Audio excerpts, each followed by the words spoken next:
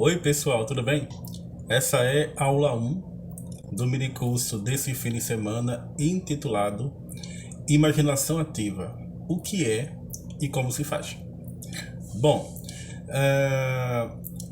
para a gente ser o mais simples e o mais direto possível, já que sempre que eu observo aqui no YouTube, as pessoas falando sobre imaginação ativa, mesmo bons junguianos, pessoas que estudam Jung, falando sobre imaginação ativa, eu confesso que eu nunca consegui encontrar um vídeo satisfatório que diga realmente o que é imaginação ativa e que diga como se faz, né? Como é que eu faço imaginação ativa, certo?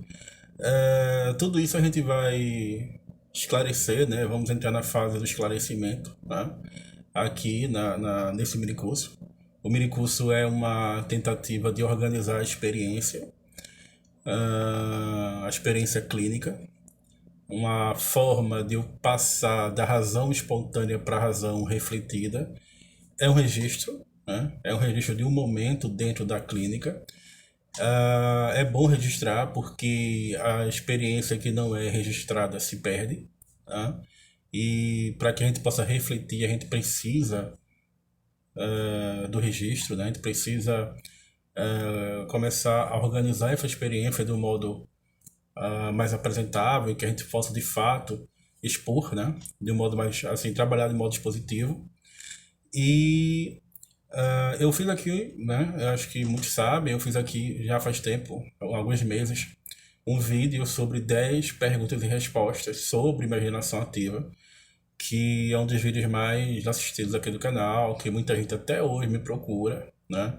3 pessoas se tornaram pacientes da minha clínica, né, do meu espaço. Eu terminei atendendo 3 pessoas que vieram só por conta desse vídeo, porque queriam conhecer mais, porque queriam praticar. É um assunto que causa muito interesse, né?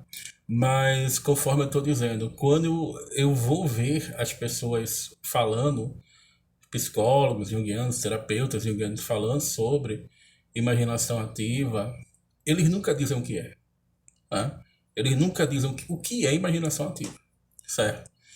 E muito menos eles dizem como se pratica, tá certo? É por isso que eu criei esse mini curso, para organizar essa experiência e para dizer, né, o que é imaginação ativa e para dizer como se faz imaginação ativa, né? Bom, pessoal, o que é imaginação ativa? Imaginação ativa é uma técnica de assimilação de conteúdos inconscientes criada por Jung, certo? Eu diria que é a base do seu método clínico, né?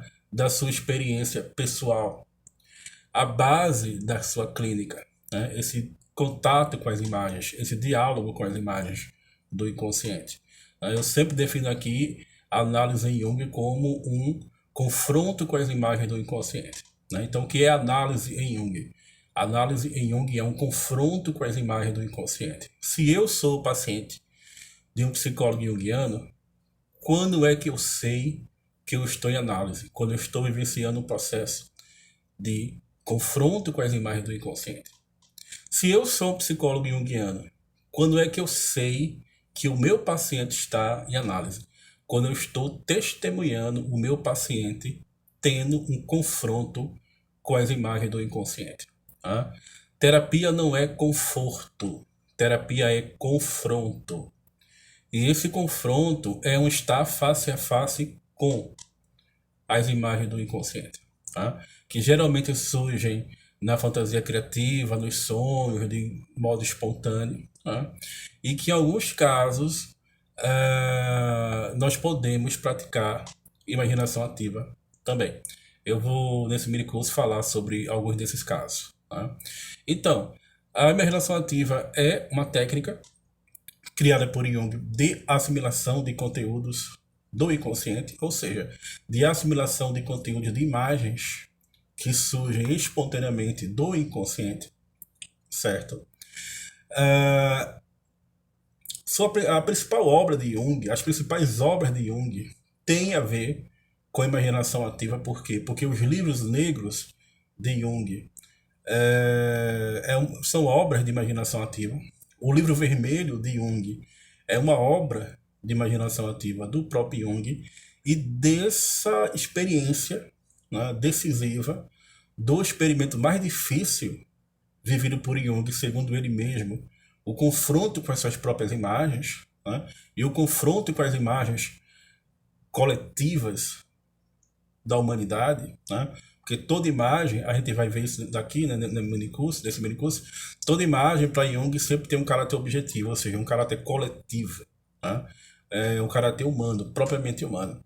Desse confronto com essas imagens nasceu a clínica do Jung, nasceu a psicologia do Jung, né? É por isso que é importante a gente estudar epistemologia. Já tem 2 minicursos aqui no canal sobre o método de Jung, como aplicar o método de Jung à psicologia clínica e, afinal, qual é o método de Jung, né? Mas, ao mesmo tempo, a gente deve reconhecer que a obra de Jung não é uma obra epistemológica, né?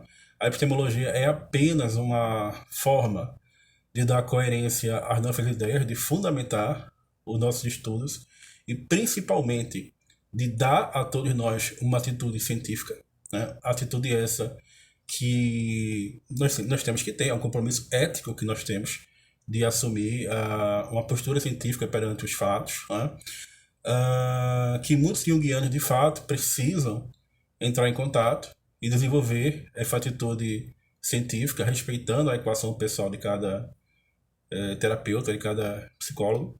Mas a grande questão da clínica do Jung nasce justamente da análise, justamente desse confronto com as imagens do inconsciente. E quando eu falo técnica, pessoal, a gente tem que ter muito cuidado com essa palavra, porque a própria filosofia crítica no século XX, né, vai fazer um questionamento sobre a questão da técnica, sobre a técnica como instrumento de controle, né, a chamada razão instrumental. Razão instrumental, controle, né, tudo aquilo que diz respeito ao quê? Ao ego. E a imaginação ativa não é controlada pelo ego. Muito pelo contrário, a imaginação ativa só ocorre quando o ego está disposto a abrir mão do controle. Quando o ego está disposto a abrir mão da vontade de poder.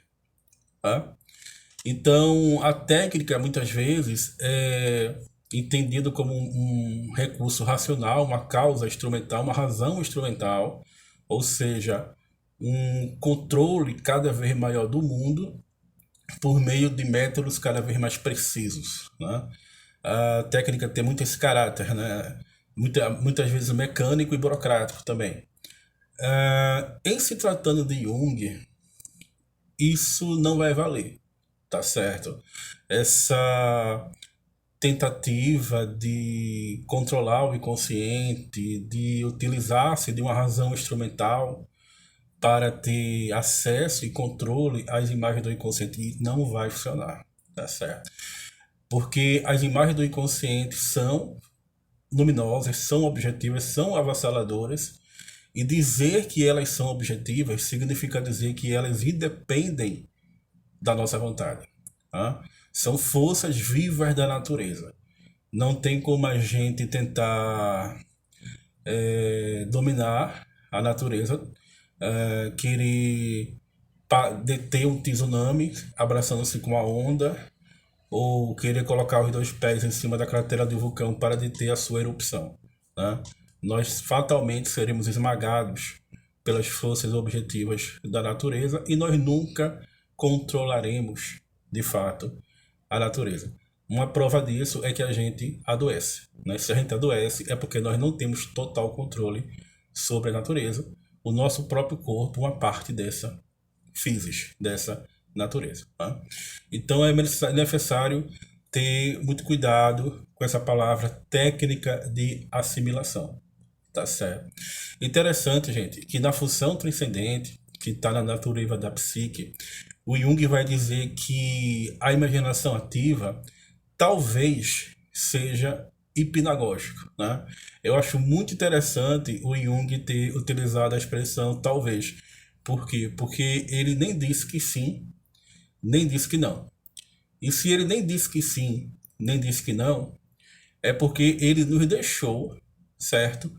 A responsabilidade e nos legou a curiosidade de nós realizarmos esse tipo de pesquisa, tá certo? Com os estados hipnagógicos e mesmo com os estados hipnóticos, tá? Por que é que a imaginação ativa lembra certos estados meditativos, né? Quando eu for ensinar aqui para vocês na terceira aula como se pratica imaginação ativa, porque essa primeira aula e a segunda aula é para eu explicar o que é imaginação ativa, e a quarta aula será para explicar como é que a gente se relaciona com as imagens do inconsciente, como a gente reconhece e dialoga com essas imagens, certo? O caráter hipnagógico, o caráter hipnótico das imagens. Por que é que a gente diferencia a imaginação ativa da hipnose, né? A gente até pode considerar de algum modo, né? É por isso que o Jung falou talvez, né? Hipnagógico, a imaginação ativa como uma variante da auto-hipnose, né? Pode sim, mas não é um estado hipnótico. Aliás, pode ser, talvez, como diria Jung, hipnagógico, mas praticar a imaginação ativa não é praticar a hipnose. A hipnose pode ser até um efeito colateral do fascínio que as imagens do inconsciente coletivo provocam sobre nós. É um fascínio muitas vezes avassalador, a ponto de nós entrarmos inclusive em estado de possessão pelas imagens do inconsciente, principalmente quando não estamos dialogando com essas imagens e estamos convivendo com elas de modo patológico. No estado hipnótico, o que acontece? Acontece uma intensificação do estado emocional do sujeito, ao mesmo tempo que a consciência, o tom da consciência, sofre um abaixamento do nível mental no sentido positivo, ou seja, no sentido de um relaxamento. Tá? E aí, por meio da sugestão, por meio da boa obediência psíquica, uma vez que o juízo reflexivo está baixo, está rebaixado, a atenção que caracteriza a consciência está passando por um processo de abaixamento do nível mental, é possível que no estado hipnótico nós passemos a ceder mais aos nossos automatismos, aos nossos complexos, às imagens que surgem espontaneamente por sugestão do hipnotizador, certo? Mas aí por que a imaginação ativa não é hipnose? Porque o Jung vai dizer que o terapeuta deve abrir mão, deve renunciar a qualquer tentativa de imprimir uma direção. Tá? Então, por exemplo, estados hipnóticos, imaginação dirigida. Né? O paciente se deita no divã e aí o terapeuta começa, imagine que você está caminhando dentro de uma floresta e está escuro, você vê a lua no céu, de repente você está andando, houve um barulhinho de galhos sendo quebrado, houve um espaço, de repente você se depara com um lobo. E aí o lobo olha nos seus olhos e segue caminhando. E você segue o seu próprio caminho e de repente você dá de cara com uma grande árvore com grandes folhas e de lá surge uma espécie de... Não, nada disso. Isso é imaginação dirigida, tá certo? Imaginação dirigida não é uma técnica junguiana e não é imaginação ativa. Tá certo. Nós não costumamos, aliás, nós não interpretamos a imaginação ativa, porque a imaginação ativa transita uma espécie de espaço psíquico, né? E também existencial entre a arte e a ciência, tá certo? Então, tentar interpretar a imaginação ativa é uma forma de controle e é uma forma de tentar substituir a imagem criativa, a imagem luminosa, por quê? Por um conceito, certo? É uma tentativa de pôr o intelecto acima do sentimento.